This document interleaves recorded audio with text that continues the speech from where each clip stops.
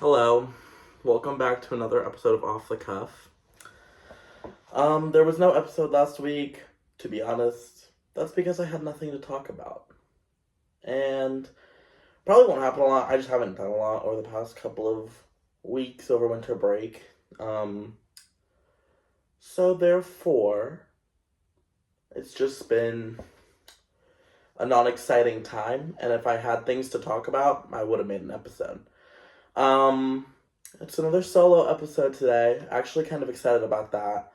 I love having guests on the podcast. However, it is nice to just talk myself for a while. Um, but yeah, be on the look for new episodes. It should be every week from this point forward.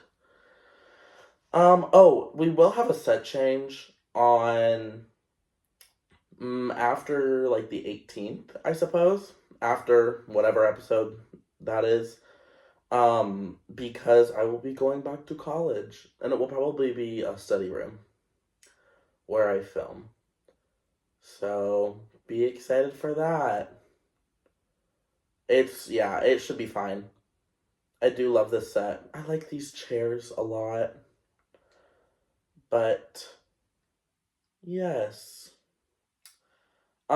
Since I really have not done anything exciting to tell stories about, I kind of wanted to dive into like my music of the week, kind of like songs of the week, almost like Brittany Broski style.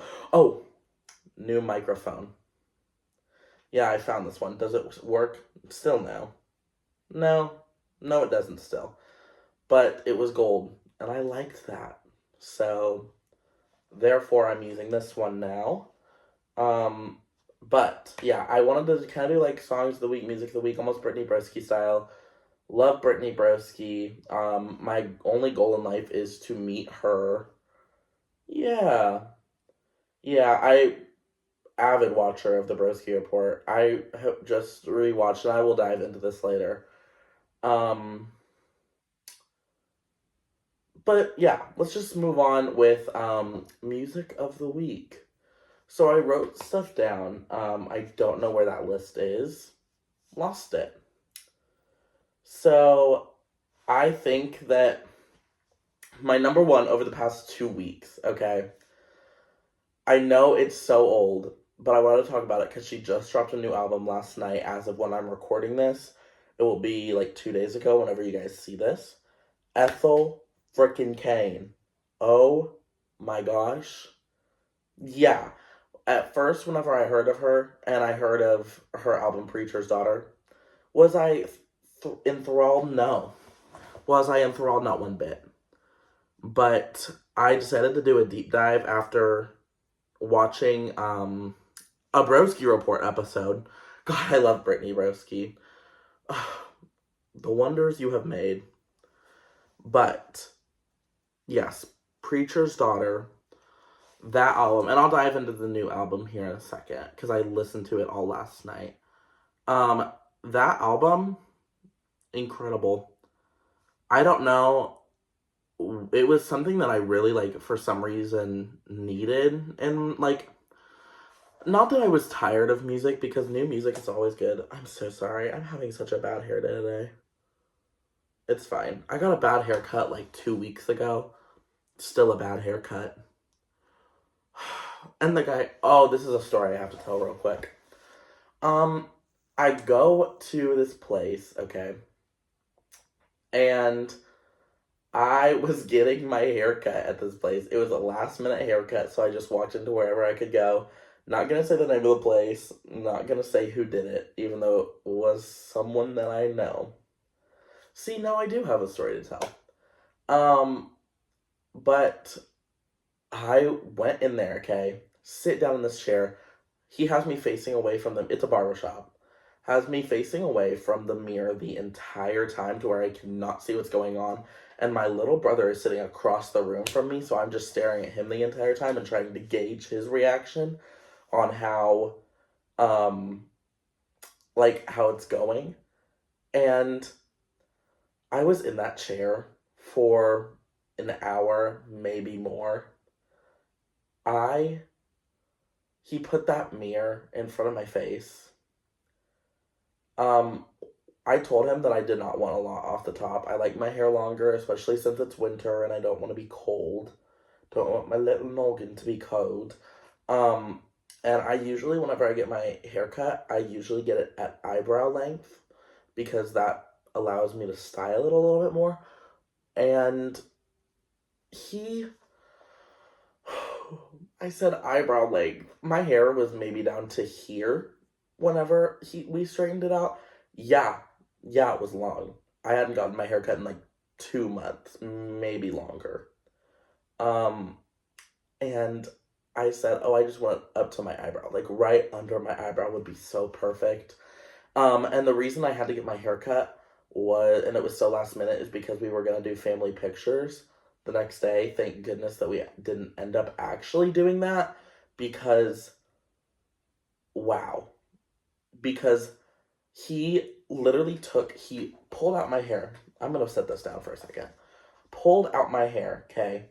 It was down to here. And he goes, shink, shink, like at the top of my forehead. Like I said eyebrow, which is like here. Let me get a close up for you. Eyebrow, which is like here. He went here. Oh, he put that mirror in front of me and I almost like broke down in the chair. I looked like one of the Three Stooges. I literally looked like the one guy from Dumb and Dumber. I could not believe it. I literally was like, he put that mirror in front of me in my face. What do you mean? What do you mean? It was so bad. And then he didn't like line this up properly, so they're still off. They're still off. And he left this in the back. And I have a really bad problem with cowlicks. Like, you can even see it now. And he left it. Didn't even touch that area. The worst part about it, though, was that he put the mirror in front of me. Literally, I'm like... And he goes, don't worry, I got you good in the back, though. Hey, no, you didn't. Hey. Then he brings the other guy over, the one who owns the place, literally brings the owner over.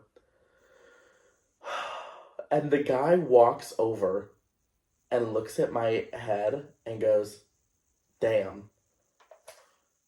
Oh my God, there has never been a more humiliating moment in my life.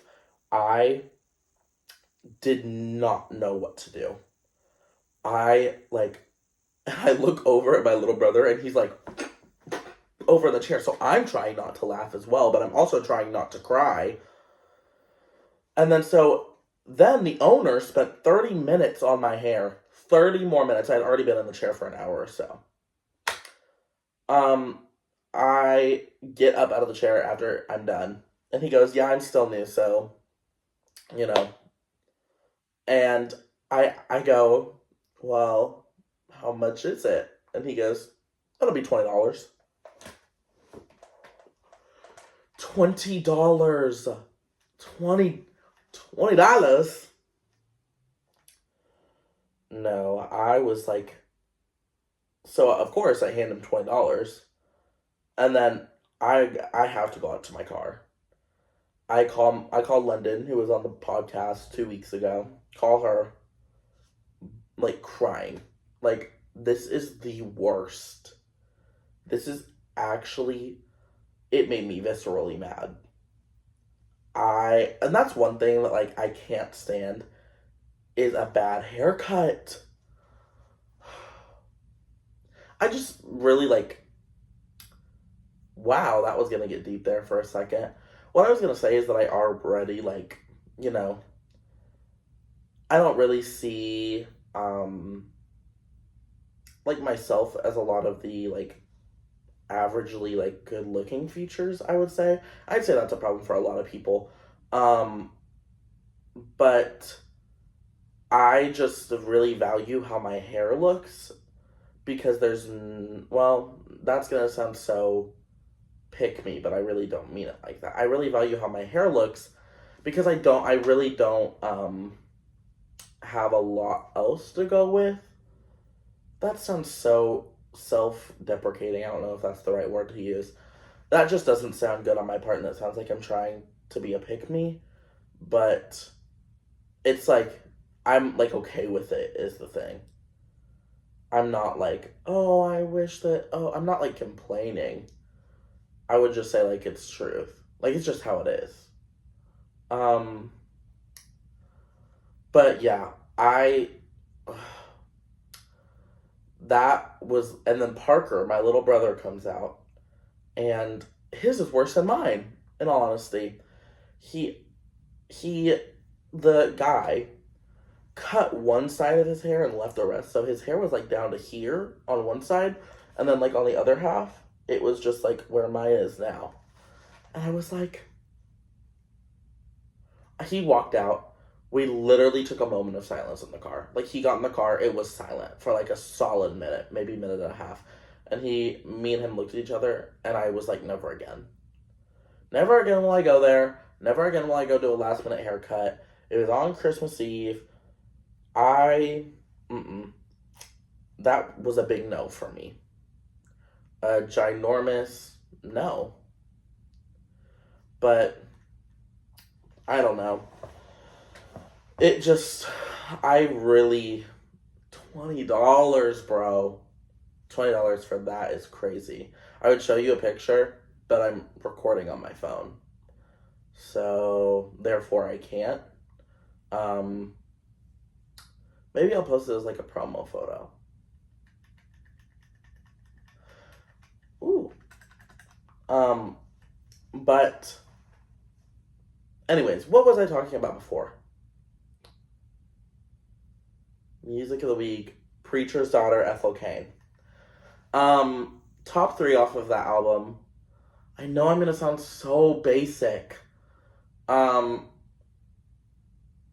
would have to say my top 3 sonically: American Teenager, Some Bleach Flies, Strangers. I love how those sound. Those are everyone's top 3 though. I would say if I had to pick songs based off of lyrics alone, maybe Gibson Girl is a really good one. I know that one's like mildly not appropriate, but it's a good song. And I mean, the storytelling in Preacher's Daughter is actually so crazy. It centers around Ethel, the character. It's placed in 1991, and it's about Ethel and her experience being from a heavily religious Southern Gothic community.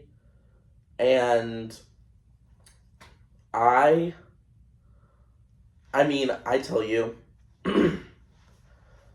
I think that the storytelling of the album, like, it opens up with the intro song, which is like a almost shorter version of another song that's later down the album. It's called Family Tree. And it's literally a sermon from Ethel's father. And by the way, this is made up. This is not something Ethel actually experienced. Because Ethel Cain is like a character. And that's what her stage name is. Her real name is like Hayden. Hayden something. Yeah. It starts out with her, and then like her kind of, she separates from her faith, and she leaves with Isaiah, who is her lover, I guess. And in the song, I think Thoroughfare, that's a really good one. I really do love Thoroughfare. But that song's about her leaving her community and also religion as a total. Incredible. That was, there's a lot, like, I just have to sit here and think, because there's so much that happens, and I'm gonna spoil it for you. So, in the end of Preacher's Daughter, the last 3-4 songs, I would say Televangelism is kind of where, it kind of tells the story of the end. So, and I don't know if Sun Bleached Flies is where she actually dies. The ending of the story is that Ethel is killed. Isaiah, her lover, kills her because he loves her so much that he just can't stand it. And I think that that's so like it's almost so, I don't know even how to describe it. It's so good. Um he kills her because he loves her so much. Like he loves her so much that it makes him mad. Like almost that he's so vulnerable that he doesn't like being that way. He's supposed to be tough. He's supposed to be a man, and Ethel makes him feel in love, and he doesn't like that, so he kills her. Um, and I don't know where she actually dies, but my dogs are barking. Maybe televangelism is where she really dies, but I just Sunbleach Flies is probably my favorite off of the whole album. I think her saying that in the end, I knew that no one was coming to save these are lyrics. She said, and I always knew that in the end, no one was coming to save me. So I just keep praying and praying and praying. And like after her separation from the church, like she leaves and she's like she thinks that she's happy. And then in Sun Bleach Flies, she says, or I don't, it might be some, I think it is Sun Bleach Flies. She said, what I would give to be in church this Sunday. Oh, what I would give to be in church this Sunday, but I always knew that in the end, that in the end, no one was coming to save me. So I keep praying, and I keep praying and praying. And that's so, I don't know, that just made me feel something. Like, it's so powerful with how that works and how she words it even. Um, I just don't even know. And like songs like Telemea, which is I think I'm home alone right now, but I think someone just got home. Yes, someone is home. I think it's my little brother. Yeah, I'm gonna lock the door. Why are we running? Oh my gosh. Yes, but songs like Talamea, it may be my mom. I don't know. I'm not going to check it out. I'm not that curious. Talamea, which is her. That might be where she really dies. I don't know.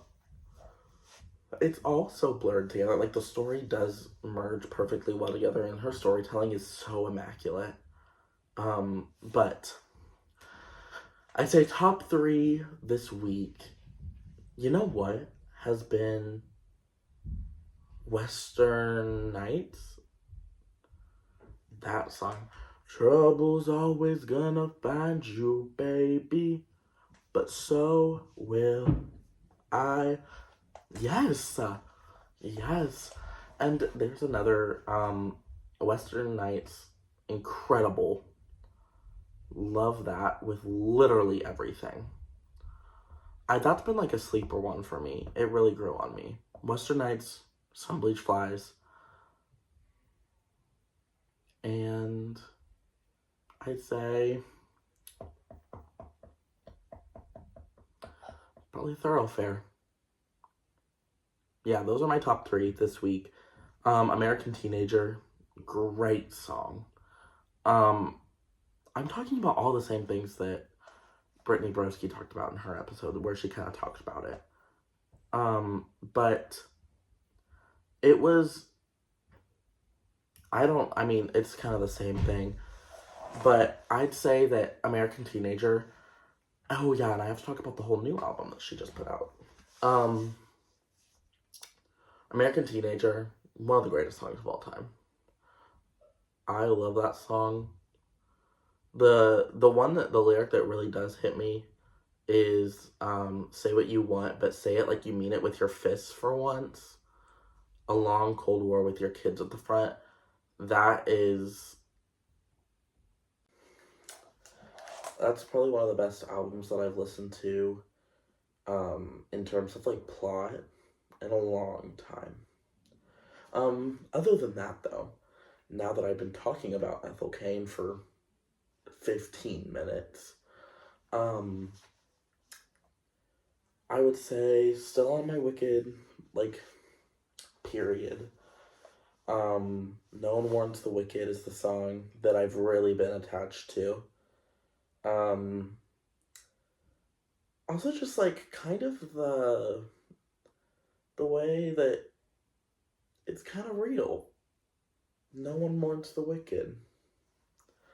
But like the thing is like we see what we want to see, and it's like, you know, never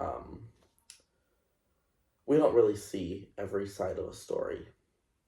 And so that's been probably my number one Wicked song of the week. And then my number two would be I'm Not That Girl. Yep. Such a slept on one. And I heard that Ariana's gonna do a reprise of it in the second movie because, you know, what happens in the second part of Wicked.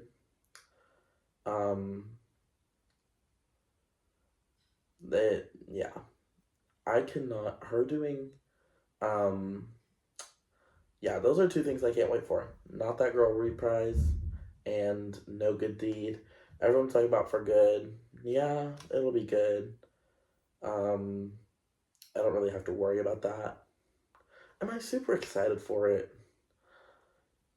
I wouldn't say I'm super excited for it. I'd say it's like, you know, it's gonna be there. But yeah, No Good Deed is gonna be incredible. Cynthia's gonna kill that. I can't wait to hear Cynthia's original song. Yeah, that's gonna be good. Yes. Because thinking the way that she wrote Stand Up for Harriet, and then she played Harriet. Yeah. I just learned that, like, last week, that she wrote, produced, and played Stand Up on Broadway. That's immaculate. Yeah. Also, you know what? I want to talk about the Golden Globes for a little bit. Number one, Nikki Glazer, amazing. It was so good. Her getting Adam Sandler to do the "Shut Up bit, really good. I think she should have been a little bit more harsh though. Yeah. She was really good. I thought the jokes that she told were good, but like, she should have definitely, you know, talked a little bit more controversially, I would say. I think that's kind of what we need to hear. And what was with, God, I'm gonna sound like such an evil person. What was with Amelia Perez winning Best Picture or for musical or comedy? Hey, why? Um, I have actually not watched Amelia Perez. I didn't know it existed until a week ago. Which, if it was really some life-altering movie, then, well, would have heard of it before. And the sound on TikTok is now trending the one song, I don't even know how it goes, but it's like awful. Who gave them that award? Who went, yeah, who went, yes, that's so good. Because I actually might watch it. I might watch it. Just to see it. The only thing I would be rooting for in it, yeah, Zoe Saldana. Okay, should she have won supporting actress? I don't know. I haven't seen her performance in Amelia Perez. But it should have been Ariana. It should have been her, or it should have been Margaret Qualley for The Substance. That's another really good movie.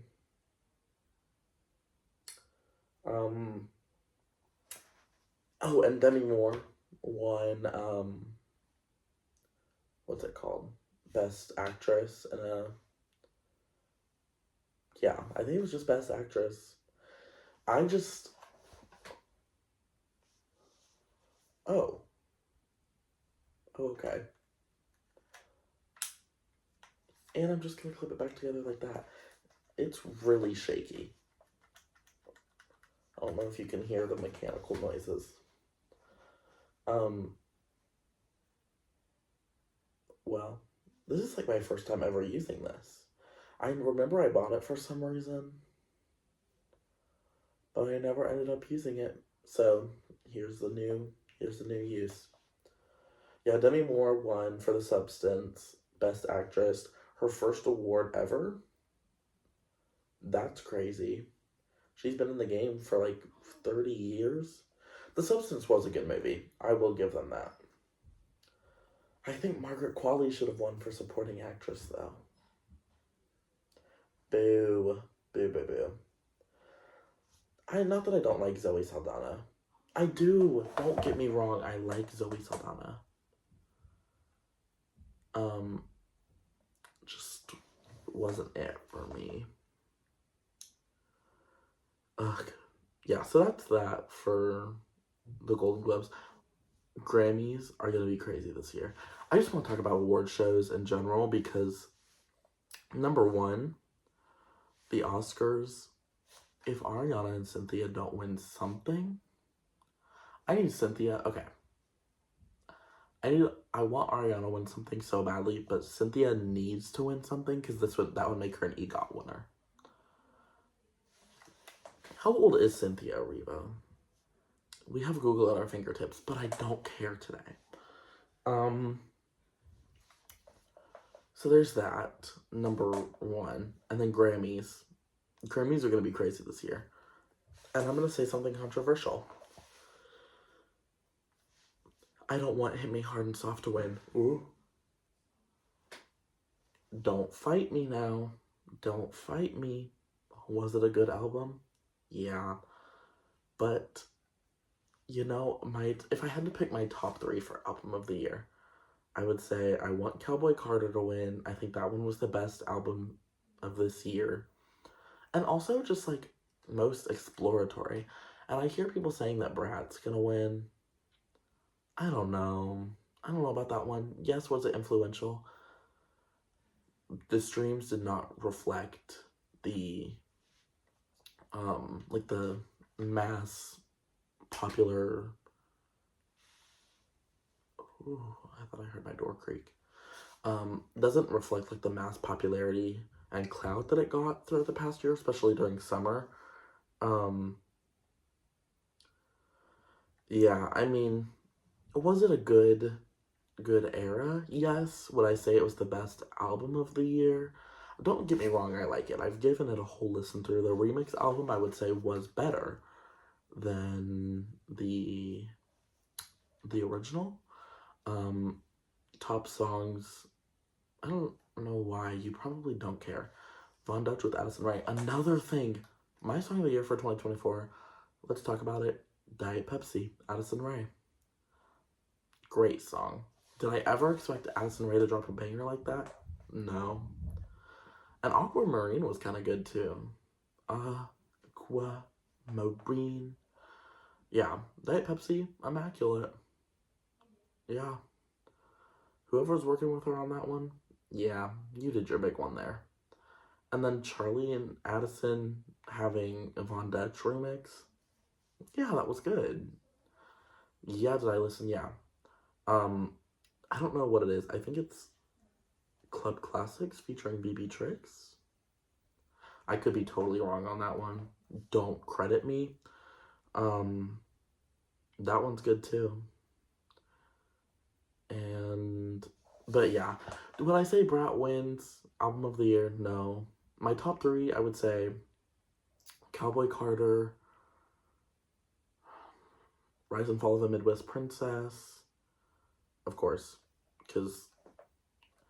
and I would say Short and Sweet. If Eternal Sunshine was nominated, I'd say that one. She kind of got snubbed. I mean, not getting any of the big four. She had a really big year this year.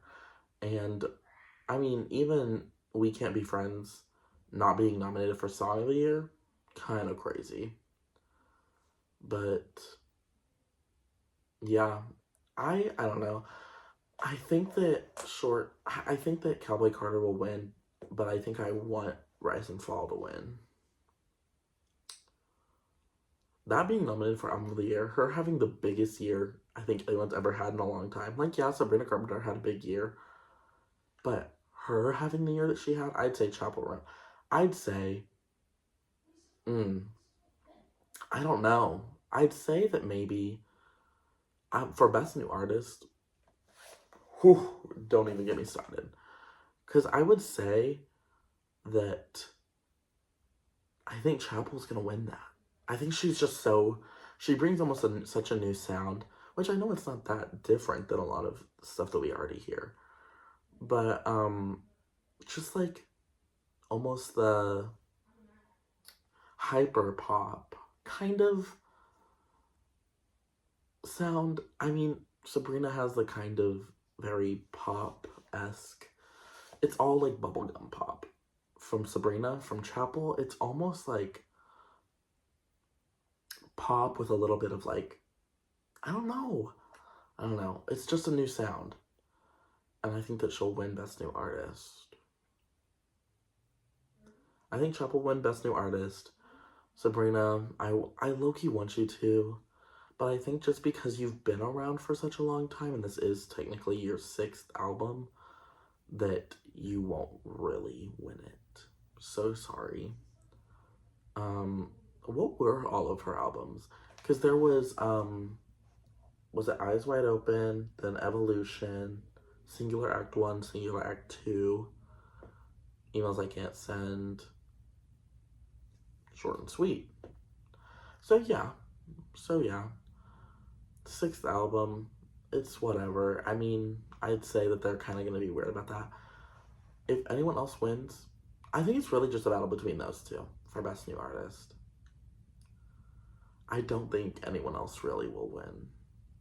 And I saw someone the other day, I think, is Benson Boone nominated? I saw someone say that he should win. Don't lie. I literally was like, that one, Halle Bailey, is that her name? And Chloe Bailey, the two sisters, Halle and Chloe, and they're like, you can't laugh. That was me in that moment. You can't laugh. Something about that, I don't know. If you think that Benson Boone deserves to win Best New Artist, who are you kidding? Tell me one other song that you've heard besides Beautiful Things, that one that's like Cry, maybe is what it's called. And then there was another one. He had like another one before Beautiful Things, didn't he? I don't know. I really don't care, though, is the thing. And clearly, if I can't remember the song name, it clearly either wasn't that good or wasn't that important. So, yeah, I don't understand that. Oh, I was going to talk about Ethel's new album. And I will. Let's go back for a little bit before I talk about something else. Ethel Cain's new project, I won't say the name of it, because I'm not that it's not good. It's just not, I don't want to say it. If you want to, go look it up on your own time. God, I'm going to sound like such a fake fan. I wasn't that enthralled by it. There were some, like, Amber Waves and Punish. Good songs. Vacillator. I think that's what it's called. Yeah, good one. Um, it just was a very, it wasn't, like, she marketed it as an ambient album, which I wasn't, like, mad about. I'm just a very, like, heavy on lyrics person, and so, you know, an ambient album with lots of, like, instrumental tracks where they're just music, and, like, it's very haunting, too. So, was it, like, will I go back and listen to just, like, instrumental tracks? No. But something like Amber Waves, yeah, I might go back and listen to. Um, was it better than Preacher's Daughter? I don't know. I think Preacher's Daughter has such a good story that you can't really, it's going to be tough to beat for sure. And I think that's where Ethel really shines because she's such a great lyricist. Like, she does write really good music, and she writes and produces all of her own stuff. Um, and yeah, I just think that she's such a great lyricist, and all of her lyrics are very heavy, and she knows what she's doing when she writes that. But I don't know. Maybe I'm not. I don't know what the correct term is.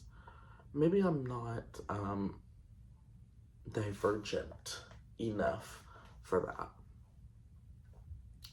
And if so, I don't. I don't really care.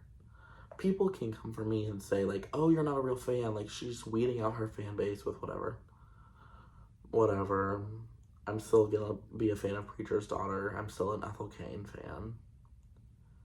I'm not like a fake fan just because I don't like some of her stuff. I don't like some of Taylor Swift's stuff. I would still say that I'm a Taylor Swift fan. But what else was I gonna talk about? Yeah, I mean, I definitely, what was I had one other thing on my, like, music of the week list. I had that Preacher's Daughter by Ethel Cain.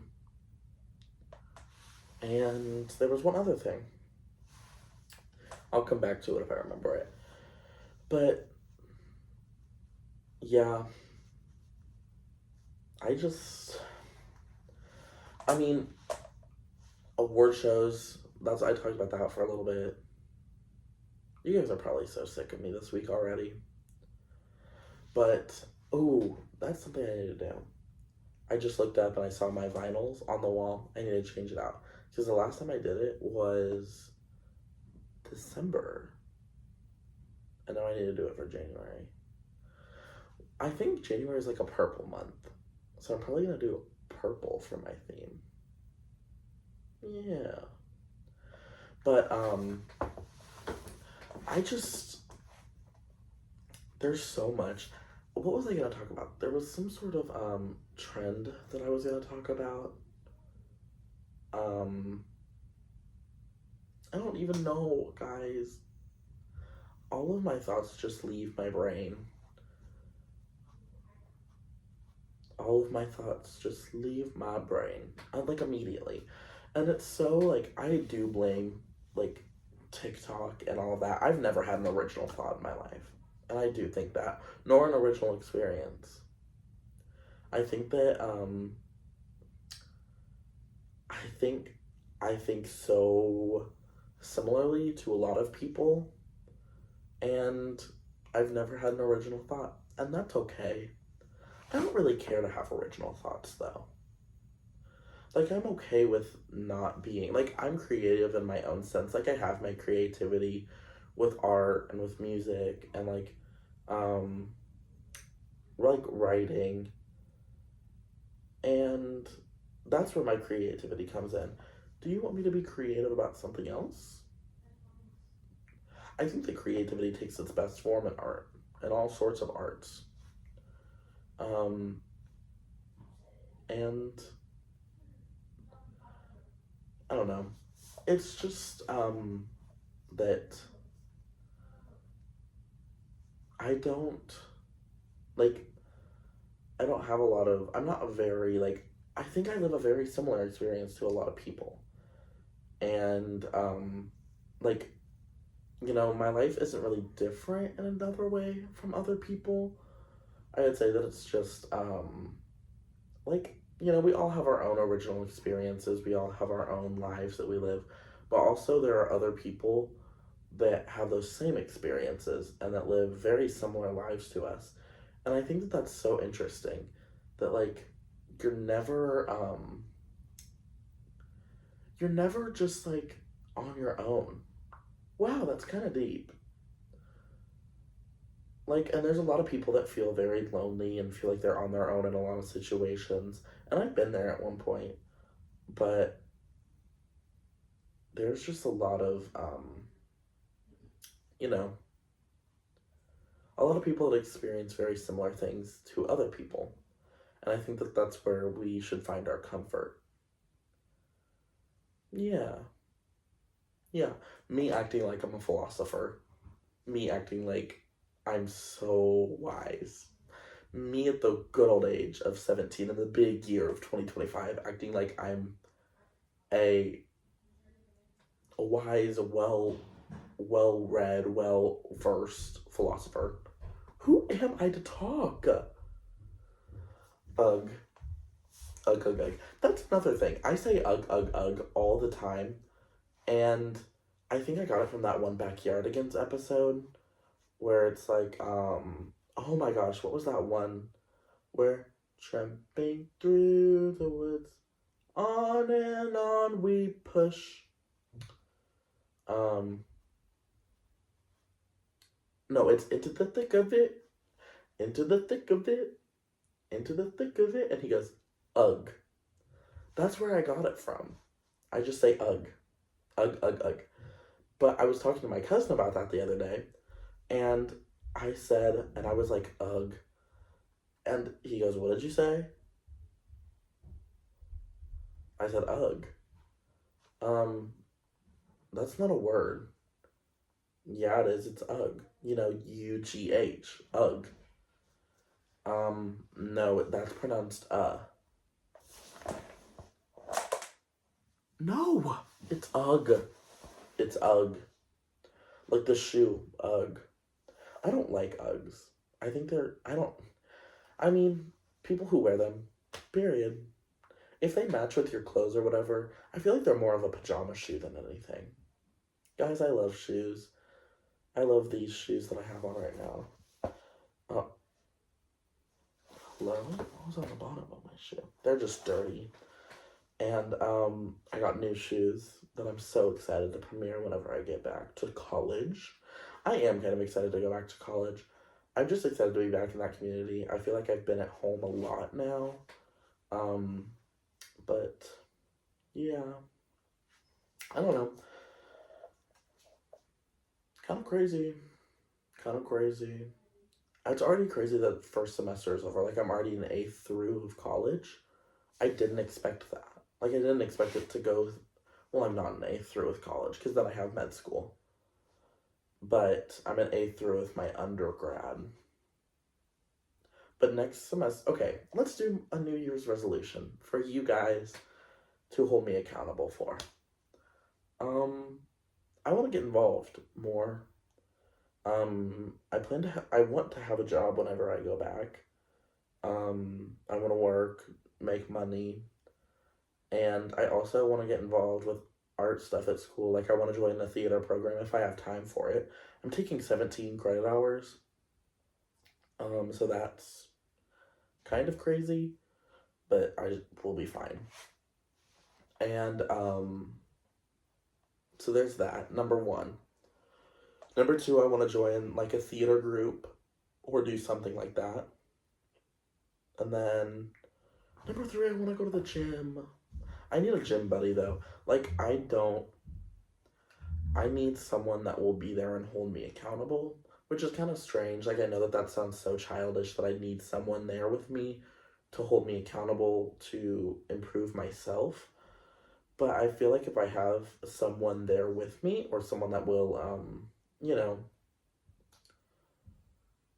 help out as one does, or,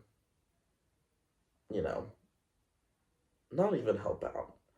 I would say just, like, be there to do it with me. I would feel like I'm not alone. I feel like what really gets me is the aloneness and the the solidarity of it.